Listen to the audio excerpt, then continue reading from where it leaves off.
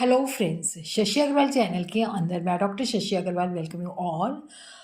तो आज हम लोग करने वाले हैं एक बहुत ही इम्पॉर्टेंट जो कि शॉर्ट में आ ही जाता है, difference between cash flow statement end fund flow statement. अगर आपको मेरा ये एफर्ट सही लगता है तो इस वीडियो को लाइक कीजिए, शेयर कीजिए तथा मेरे चैनल शशि अग्रवाल को सब्सक्राइब कीजिए। देखो, जो कैश फ्लो स्टेटमेंट होती है ये हमें कैश और कैश इक्विवेलेंट इनफ्लो के कितना कैश और कैश इक्विवेलेंट एक अकाउंटिंग पीरियड में आता है और कितना आउटफ्लो होता है।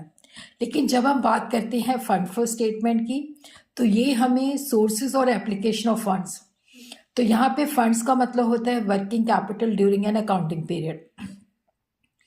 जो फंड्स कैश फ्लो स्टेटमेंट के अंदर आते हैं उनमें आ जाता है कैश और cash equivalent, cash physical cash in hand, cash in bank and cash equivalent का मतलब होता है short term highly liquid asset जिनको हम बड़ी आसानी के साथ विद इन 3 मंथ्स कैश के अंदर कन्वर्ट कर सकते हैं।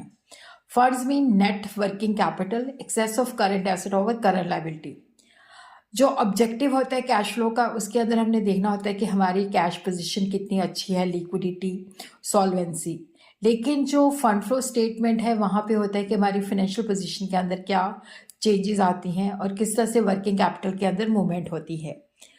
और उसी तरह कैश फ्लो स्टेटमेंट जो है that is mandatory under accounting standard 3 and accounting standard 7। लेकिन फंड फ्लो स्टेटमेंट जो है डैट इज नॉट कंपल्सरी, ये अपनी मर्जी से मतलब बनाई जाती है। कैश फ्लो स्टेटमेंट के अंदर जो फिनेंशियल एनालिसिस होता है वो कैश मैनेजमेंट के ऊपर होता है, शॉर्ट टर्म फोकस होता है। लेकिन जो फंड फ्लो स्टेटमेंट होती है इसमें मीडियम टर्म एनालिसिस होता है और जो वर्किंग कैपिटल मैनेजमेंट पे ज़्यादा फोकस करता है। कैश फ्लो स्टेटमेंट के अंदर हम देखते हैं इनफ्लो और outflow, operating, investing and financing activities. लेकिन इसके अंदर हम देखते हैं कि कहाँ से फंड्स आते हैं, कहाँ पे फंड जाते हैं, सोर्सेज और application. Schedule of working capital is required under fund flow statement, not under cash flow statement.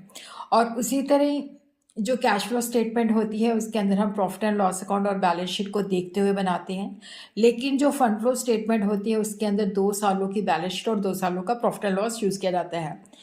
Cash flow statement जो है that is on cash basis, जिनमें कैश आता है या कैश जाता है, तो ये एक्रूअल बेसिस पे बनाई जाती है fund flow statement. Cash flow statement जो है that is required for short term decision और fund flow statement long term. और यहाँ पे जो ट्रांजैक्शन कवर होती है जिनमें एक्चुअल कैश मूवमेंट होती है, लेकिन इनमें ट्रांजैक्शंस होती है जिनमें मूवमेंट ऑफ फंड्स होती है, इवन कैश नहीं भी होता।